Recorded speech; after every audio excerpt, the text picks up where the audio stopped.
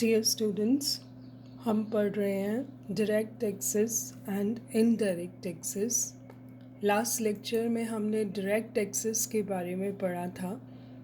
What are the direct taxes और उनकी merits क्या हैं। डायरेक्ट टैक्सेस डायरेक्टली इम्पोज किए जाते हैं by the state upon the person or he has to pay the tax. He can't shift that tax to the other person. हमने detail में merits demerits पढ़ी थी। आज हम इनडायरेक्ट टैक्सेस के बारे में पढ़ते हैं। जैसा कि प्रोफेसर डाल्टन कहते हैं कि an indirect tax is imposed on one person but paid partly or wholly by another, owing to a consequential change in the terms of some contract or bargain between them. क्या होता है? अप्रत्यक्ष कर किसी एक व्यक्ति पर लगाया जाता है, परंतु उसका भुगतान आंशिक अथवा पूर्ण रूप से किसी दूसरे व्यक्ति द्वारा किया जाता है। अतः अप्रत्यक्ष कर एक ऐसा कर है जो स्थानांतरित नहीं किया जा सकता। अप्रत्यक्ष कर वह होते हैं जो उन वस्तुओं तथा सेवाओं के क्रय या विक्रय पर लगाए जाते हैं। तो हम देखें कि indirect taxes are levied on the production and sale of commodities and services, जबकि वो पर्सन की direct taxes on person's income, but indirect taxes are levied on production and sale of commodities and services. A small or a large part of burden of an indirect tax is passed on to the consumers. इस बात को note करें। Excise duties on production of commodities, sale tax, service tax, tax on railway or bus fare are some of the examples of indirect taxes. तो Indian tax system जो है वो दोनों को ही देखता है, डायरेक्ट टैक्स को भी और इनडायरेक्ट टैक्सेस को भी। These taxes affect the income and property of person through their consumption. ये कंजम्पशन बेस्ड हैं, प्रोडक्शन बेस्ड हैं, जबकि direct taxes were income based. Custom duties, excise duties, commodity taxes, ये सब इनडायरेक्ट टैक्सेस की श्रेणी में आते हैं। जैसा कि JS मिल कहते हैं कि अप्रत्यक्ष कर क्या है, जो किसी व्यक्ति से इस आशा से मांगा जाता है कि वे स्वयं को दूसरों के खर्चे पर क्षतिपूर्ति करे।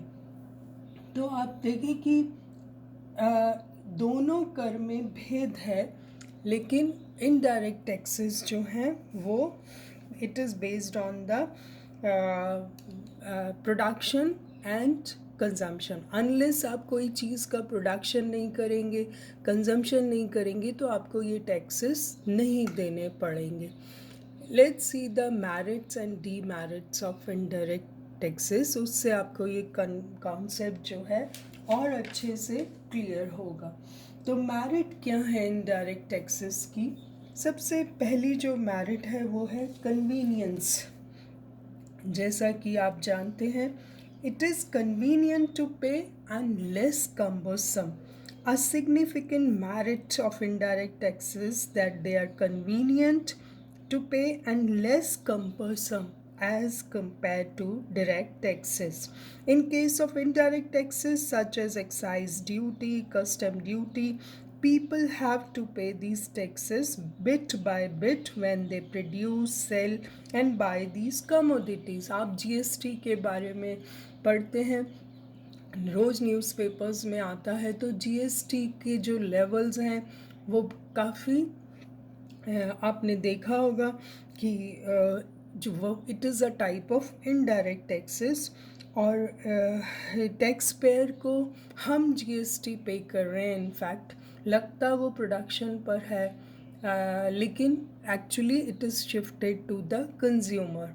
सो हम सब लोग GST पे कर रहे हैं, बट हमें it is hidden in the price of the commodity. उसके हिडन होने की वजह से वो हमें पिंच नहीं होता। It is imposed at the time of purchase of a commodity और at the enjoyment of a service. जब भी आप कोई सर्विस लेते हैं उसमें आपने देखा होगा, आप रेस्टोरेंट जाते हैं तो जो बिल आता है उसमें एक्चुअल बिल के साथ ही जीएसटी लिखा होता है. तो it is completely transfer to the consumer.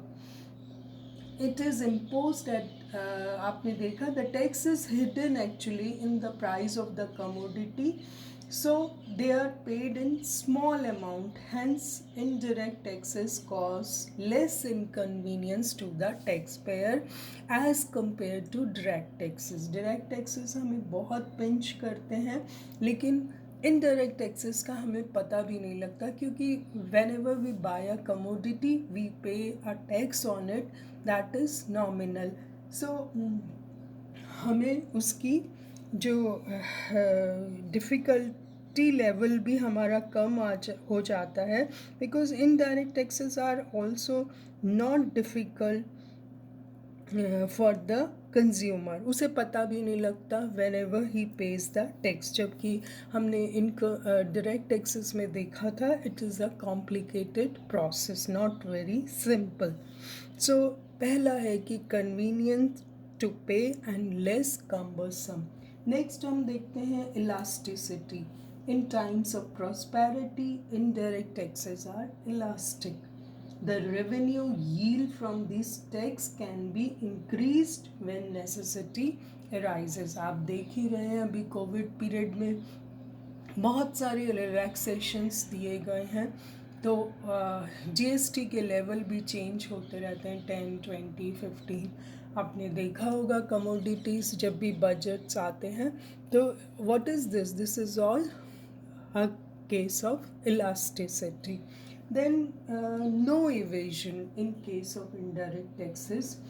हम डायरेक्ट टैक्सेस में हमेशा अवॉइड करते हैं अपनी इनकम को दिखाना, एक्सपोज करना, लेकिन in case of indirect taxes very difficult to evade. आपने कोई चीज़ खरीदी या आपने कोई चीज़ प्रोड्यूस की तो आपको एक्साइज ड्यूटी देनी है, आपको जीएसटी देना ही देना है. So they are hidden in the price of the commodity purchased, and when a person buys a commodity he will have to pay the tax element and scope. So the scope of evasion is impossible in a case of indirect taxes. So no evasion is possible. Then the next is wide coverage, or you can say large revenue potential है. कैसे? They have a large revenue potential for the government. Through indirect taxes even the poor and low income group of people can be brought in the tax net. whosoever rich or poor buys commodities. हम सभी जाते हैं market में अपनी needs की चीज़ें खरीदते हैं, और इस ऐसे केस में each and every person comes under the net of taxes, और बर्डन हम बेयर कर लेते हैं नोइंगली और unknowingly. But in case of direct taxes it can not be levied on each and every person. As पहली बात तो यही है कि कॉस्ट ऑफ कलेक्शन बहुत ज़्यादा हो जाएगा, और दूसरा उस एग्जेम्पशन लिमिट में ही आ जाते हैं बहुत लोग, because they do not disclose there income. तो इंडिया में ही हम देखें तो वेरी फ्यू पीपल पे income tax. When we'll do the comparative study I'll give you the datas also.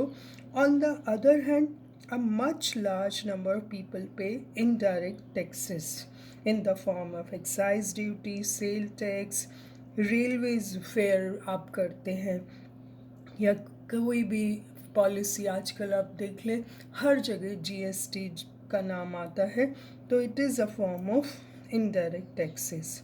So through indirect taxes a large amount of resources can be raised for meeting increasing requirements of the government. A large revenue potential of indirect taxes has a special importance for developing countries. कितने resources चाहिए, कितना development करना होता है सरकार को, defence के लिए भी चाहिए, फॉर इकोनॉमिक ग्रोथ भी चाहिए, फॉर एक्सलरेटिंग कैपिटल फॉर्मेशन भी। तो फॉर इन सब चीज़ों के लिए रेवेन्यू कहाँ से आएगा? You can't raise much revenue from direct taxes. Revenue from indirect taxes can be increased substantially by bringing more commodities under its purview and increasing their rates. अब जितनी कमोडिटीज़ इसके कवरेज में आएंगी उतना ही इनडायरेक्ट टैक्स गवर्नमेंट के account में जाएगा. It has been found that revenue from indirect taxes show a great deal of elasticity. You can increase it, you can decrease it, and its impact is seen immediately on the market.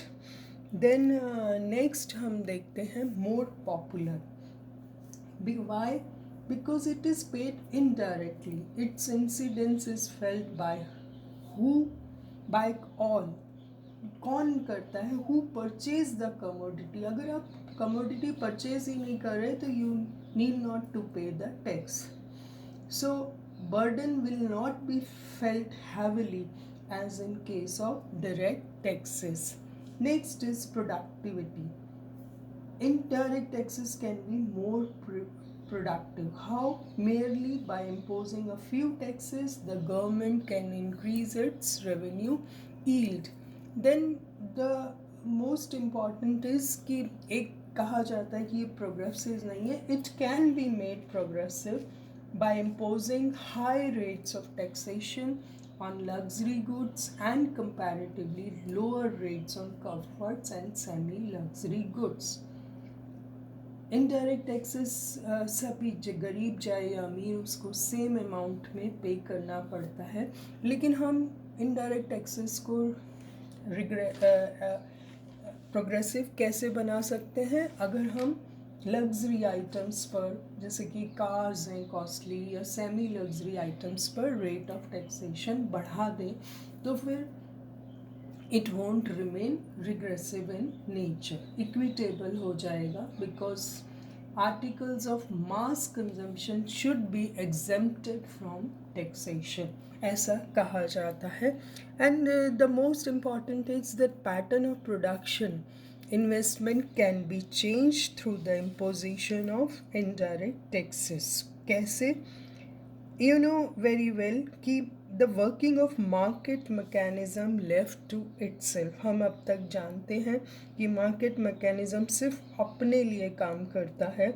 It hardly bothers about the optimum pattern of productions and investment allocation. So it is sometimes it is lead to a greater investment in producing harmful goods, जैसे कि alcohol, cigarette, luxury items या semi luxury cars हैं. By imposing heavy excise and sale tax, the production and investment in these countries, in these industries can be discouraged. हम only way to discourage the production of desired goods can be done by imposing heavy indirect taxes. Indirect tax structure can be designed to encourage employment generation and the use of appropriate technology.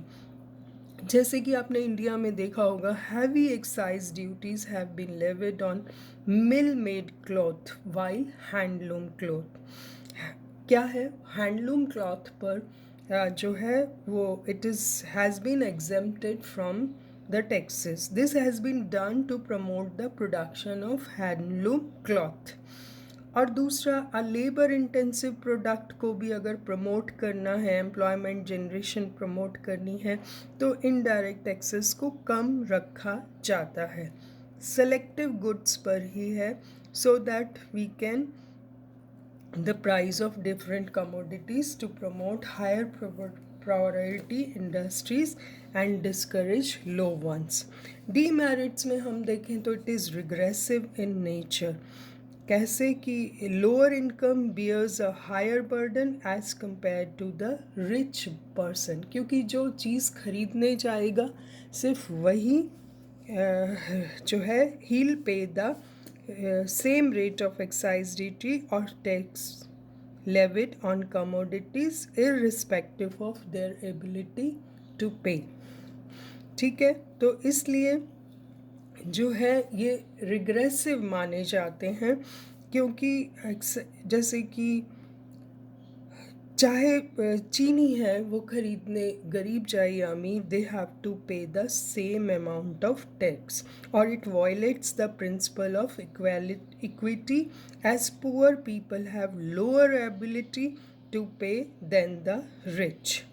The regressive nature of indirect taxes has been sought to remove by levying higher taxes on luxuries which only rich people pay. Next is, we'll continue in next lecture, demerits of direct taxes.